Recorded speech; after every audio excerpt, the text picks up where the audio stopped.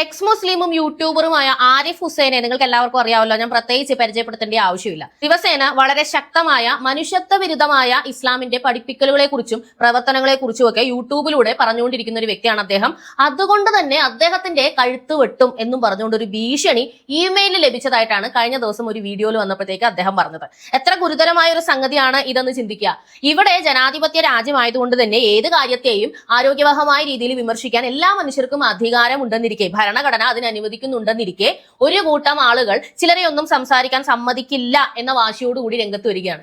നമുക്കറിയാം, കേരള പോലീസ് എന്ന് പറയുന്നത് വളരെ നിർജീവമായ ഒരു അവസ്ഥയിൽ പോയിക്കൊണ്ടിരിക്കുന്ന ഒരു പ്രസ്ഥാനമാണ് ഇപ്പോൾ.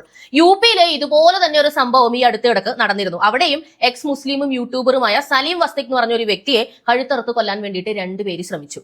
ആ രണ്ടുപേരും പടമായിരിക്കുകയാണ്. യു പി പോലീസ് രണ്ടുപേരെയും ഏറ്റുമുട്ടലിൽ വധിച്ചിരിക്കുകയാണ്.